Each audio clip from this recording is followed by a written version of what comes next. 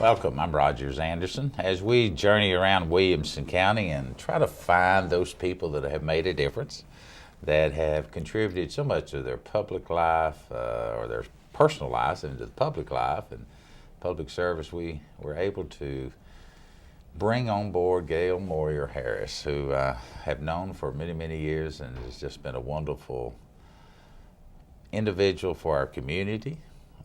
Certainly a leader in so many different things. Thanks for being with us today. I am delighted to spend some one-on-one time with you, Mr. Mayor.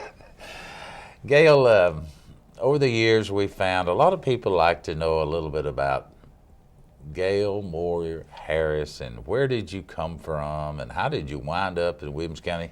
Now, so many people may know you as working in the judicial system. We want to talk about that later. Some people would know you as a county commissioner, and many others will just see you all over town, you and your husband. And so take us back to those early days where you were raised and how did you wind up in Williamson County? I will. I was, if you can't tell, I'm really a Georgia peach. And so much for the orange jacket this right. morning. Now, I have moved into Tennessee Orange, married into Tennessee Orange to be more specific, but was born in Atlanta and lived in a suburb of Atlanta, Decatur, Georgia, and lived right in the middle of a very well-known women's college, Agnes Scott College. We lived in a big house that as Agnes Scott grew, they grew around us. My parents loved the location. We could walk to everything as young children. We walked to school, we walked to high school, we walked to downtown, we were on a bus line, and as the college kept approaching the parents to consider selling and moving and so they could have that property, they just made the decision until all the children grew up that the college could wait. And I think we all knew that at some point in time the house would become the property of Agnes Scott. But it was a fantastic place to be, Rogers. I didn't know how lucky I was, but we used the athletic fields for our playground. We climbed the fence in order to play tennis on their tennis courts.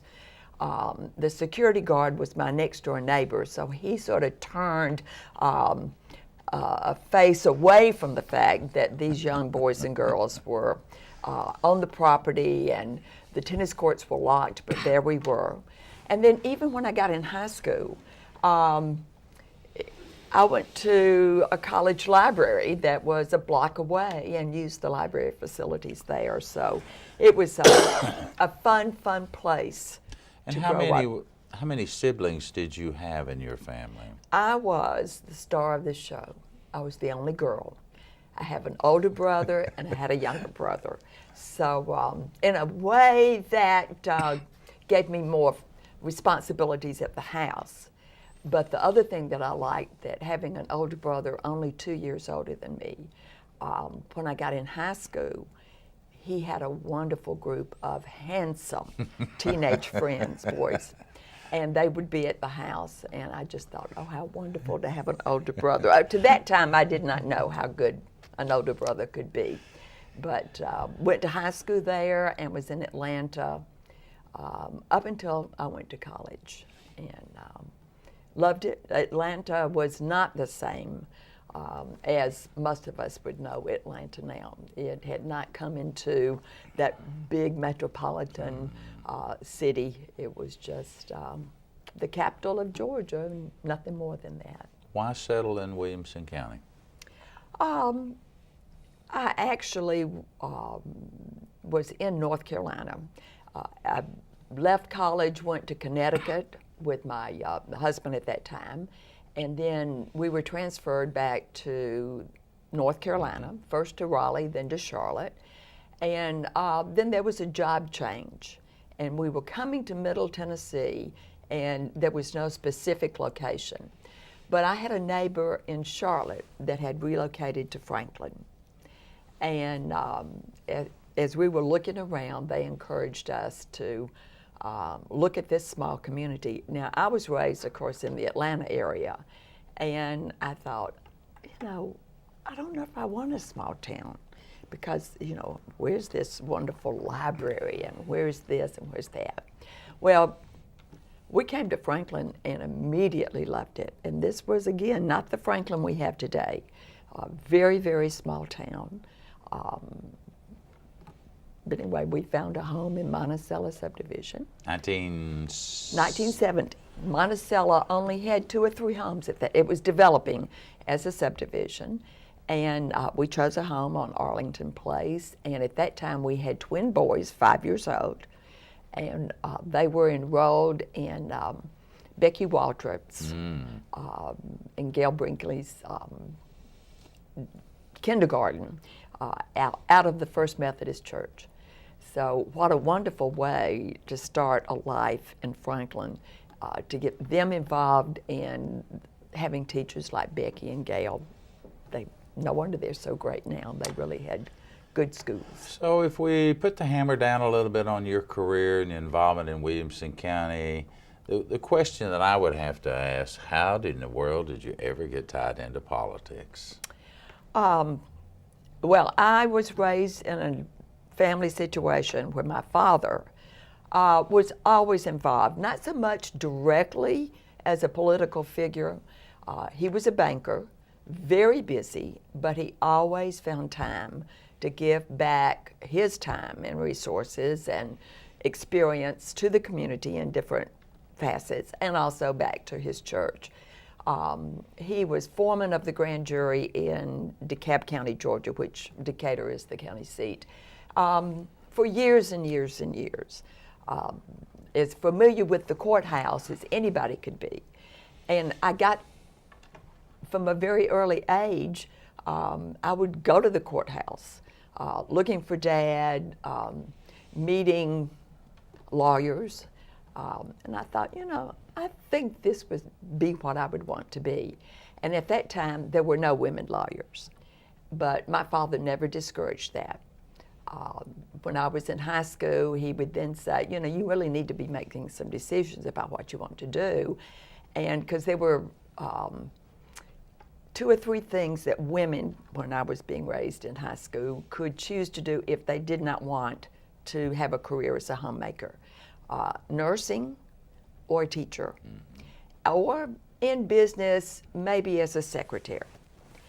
So Dad encouraged me, if I wasn't that big about being a homemaker, then I needed to get on a track with business skills. So I did. I took the typing and shorthand and accounting classes in school rather than the home ec courses. And went to college and ended up meeting a really special person here after I hadn't been here but a few years. And I met Libby Fryer. And Libby at that time was a squire, the first lady of the county court. And she actually lived in the 8th District and was representing the 8th District, and Monticello subdivision was there. Let me interrupt you and let you catch your breath, and I want you to continue on with that thought. But a lot of people may not realize that watch this show, that a squire and a county court were forerunners of the county commissioners we have today. And the quarterly court is now referred to as the county commission body or the group.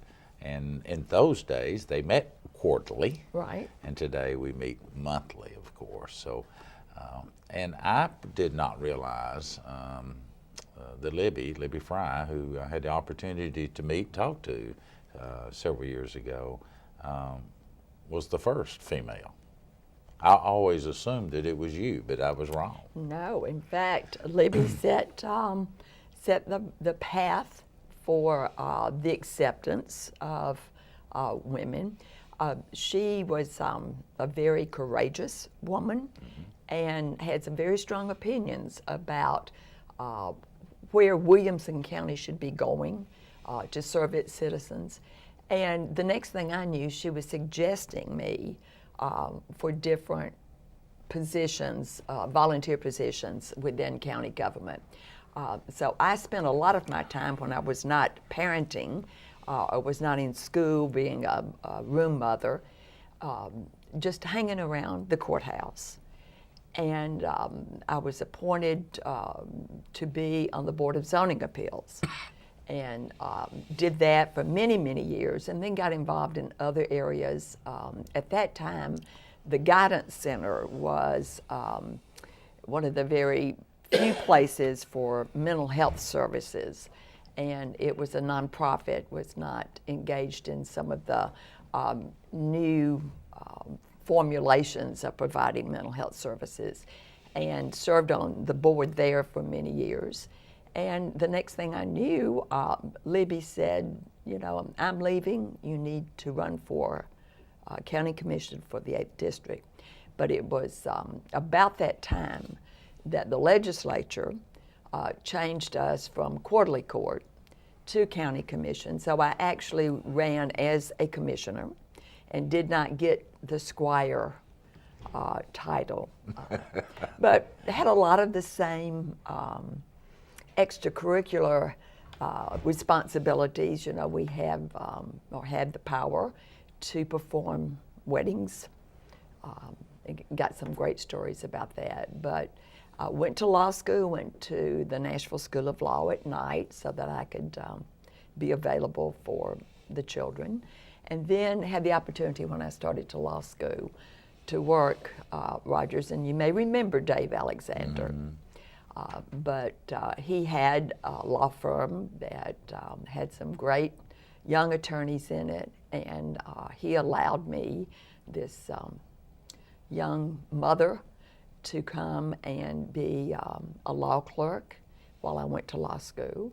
And I began to decide I want to be a lawyer in Franklin. And at that time, we had Jane Franks, who had just entered the legal profession, and Connie Clark was up and coming. Brenda Franks was getting her law degree about the same time I was getting mine. So there were other people a little bit ahead of me as I entered the legal profession here in Franklin.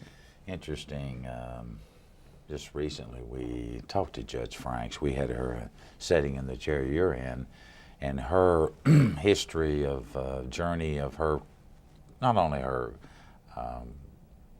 working career, but her personal side, a mother of 12 and still very, very involved in our community.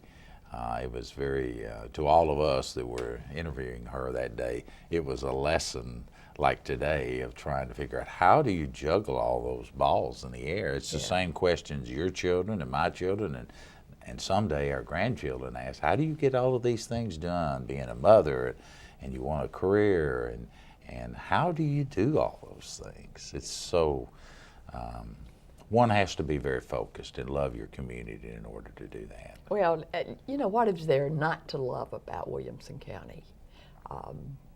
I came out of the red clay of Georgia, thought Georgia was a beautiful state, and it is, but there's nothing to compare to the landscape of Middle Tennessee, the geographic area of that, and then there's just a special quality about the people. I wanted a place where Dean and David, my twin sons, could grow in a safe, loving community, and I realized how important a small town was to my vision of what they needed to be enriched with the people and the landscape. So Franklin was it. Loved it. Gayle, because of time restraints, we can't get into every aspect of your life, but I know just recently we had a meeting with the Economic Development Council, which you have been the chair since its inception, been involved with that. Bob Ring, who's a dear friend of you, and myself, who served this county unbelievably, set in some of the standards and put some benchmarks down that so many of us will never be able to reach. But he laid that foundation, that base, that so many things that are involved came from under his administration. a very intelligent, but a man that loves the dirt, an agricultural individual. And at that same time, you know, with your habits and your involvement, you could see that vision, that economic side, how important that was to our community, and for you to take that bold step to be involved in the economics of this county. And it really was the county then. Today, more people see it as Brentwood and Franklin, but in those early days, those infinite days, those days when really the county was the driving force, and the cities were small, trying, and Brentwood is certainly a very young city. Right. Many people don't realize that. Very young. But a very young city that has grown and blossomed into a wonderful community for so many people. Oh, yes. Likewise for Franklin, a blend of the old and the new. And of course, Cool Springs just 20 plus years ago wasn't there. And so for you to take that bold step seems now almost the right thing to do, but it had to be a little scary and a little bit touchy to go from the old to the new, and this new immersions of a community that had a purpose and had a drive other than just pure agriculture. Right. It was, I didn't realize it was a bold step until we started. And it was not a popular step. But when you get involved on the inside of government and you learn that, you know, it takes money. All the things that we were enjoying, but we were just beginning to feel a tremendous effect of growth. Bob Ring came up with the idea of really doing some economic development as the growth from Saturn. Saturn came or began to blossom around 1986, and the impact on Williamson County was tremendous as far as the growth in our school population. Subdivisions just blossoming everywhere, and the infrastructure that was going to be needed for that. And our county tax base just could not handle what was already here. We were glad for Saturn's appearance in a way, but we didn't get the benefit of the taxes that would come from this huge manufacturing facility. We just got all the people and the services, and Bob Ring began to promote, we need to have a business community that can provide a better tax base than just asking the residents to support every bit of this. And so we began to develop a business climate. And again, it was not always popular. We had a lot of people on the county commission that just, while they understood the need for an increased tax base, just were a little hesitant about what would that do to the Williamson County that we love the way it is. So there was a balance that we had to reach, and fortunately, we did find a balance. Without what happened through that drive for economic development, we couldn't be what we are today. 1986 was another year that I will always remember. That was the year I actually got involved in politics. I had worked in some other campaigns, had my own company, was working, trying to raise my family like you. And I remember distinctly coming on board in 1986 after you had certainly left the quarterly court, the county commission body. But there was a huge movement going on to improve the quality of public education. And it was in those early days that 4 new elementary schools were funded. Lipscomb and Trinity and Bethesda, and I'm drawing a blank where the other one was. Grassland. Probably in the Grassland area. It was the old and school. The involvement of that, we bought 4 schools for less than $50 million. Today, one school is 25 for the elementary, 25 to 30, and the high school is well beyond 50.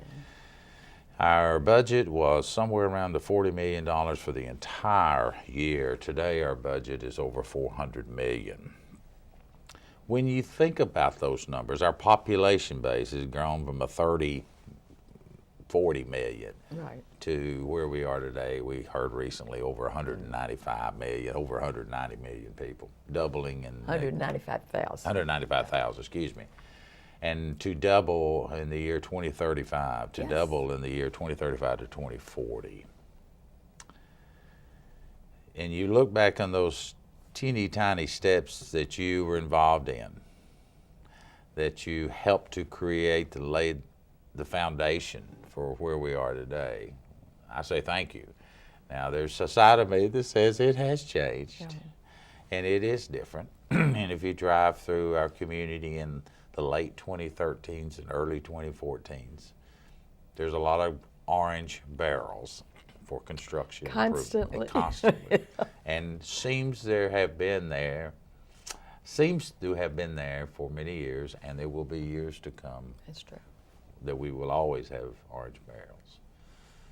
Then when you took your hat off, it was like, I remember in the 90s and later in the 2000s, there's this inner love that you had for helping those downtrodden, disadvantaged children, people that just couldn't quite shake life's Challenges. I'll use that.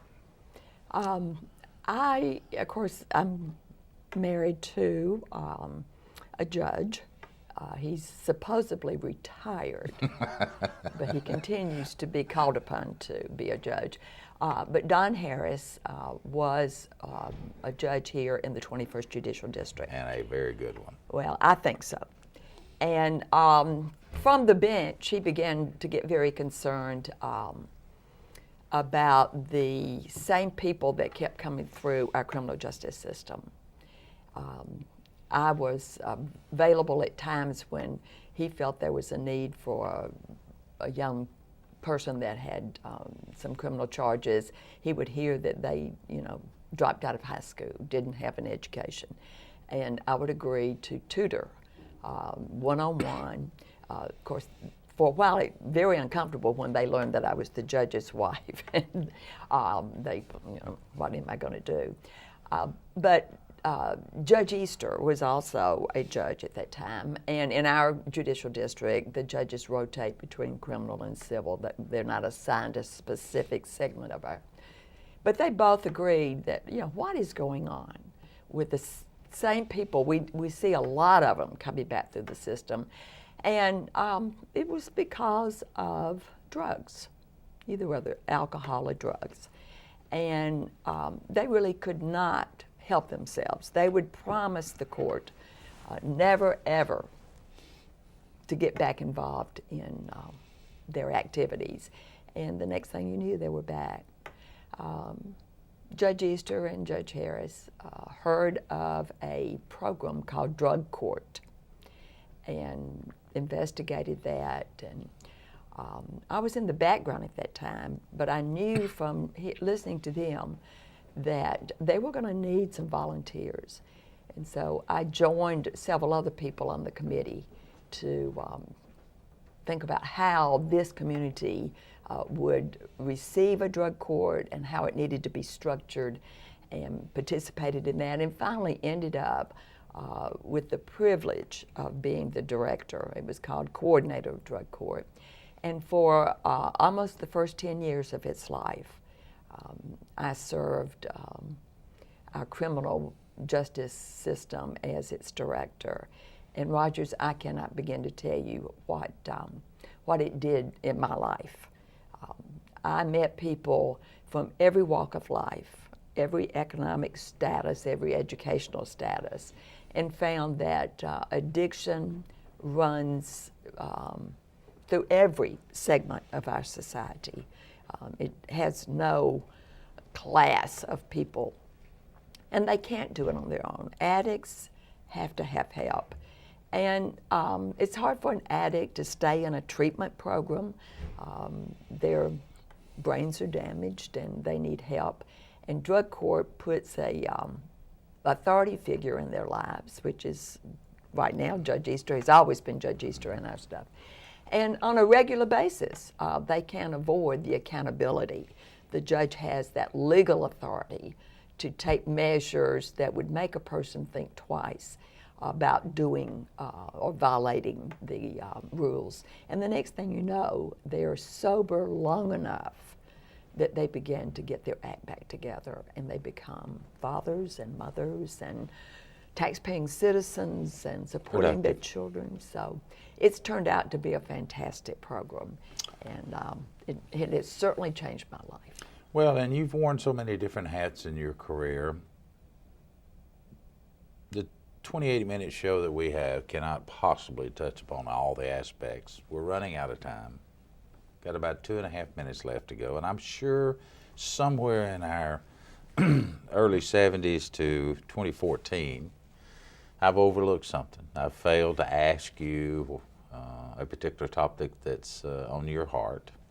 I know that you have been a successful mother, and you're a wife. You've been in politics. You've been at the drug court. Grandmother. I'm sure you love that title. Yes, 11 precious grandchildren. And there's still life in those old legs. As I tell my grandchildren sometimes, not as quick, but there's still life there. What have I overlooked that you want to talk about in the last couple of minutes? Well, I could talk. As you know, I'm quite a talker. I understand It's hard to shut me up. I just think that I would continue to encourage my family, my grandchildren, my children, to love their community wherever they are. And I just think more people need to pick an area of interest in their community and just give back. That's what's made Williamson County so very special. And whether they end up serving in elected or appointed capacity or just volunteering in many other things, that's really the secret to a good community. Well, and you had a good teacher. I did. And I know your father is proud of you. He is still alive today. He'll have the opportunity, I hope, to watch this show. I hope But so. he did a good job of raising you, and I'm sure your brothers too. On behalf of everyone here in Williamson, we say thank you for all your service that you've done. And it's not that you're over, it's just that it's a time to say thank you and appreciate what you have brought to so many of us in our community. I don't even know which, if you had to put a star like we do sometimes in Sunday school, what's most important, that would be very difficult to do. We need more people. If you're watching this show, what a wonderful example Gayle Moyer Harris has served for our community, and what she's given back has been much more than she has ever received, I am sure. No, And I'm the beneficiary. You're the beneficiary, and it always is that way. Gayle, thanks for being with us. It's been my pleasure. Enjoyed my cup of coffee. Thank you for being with us as we journey around the county and find those men and women that have made such a difference in Williamson County.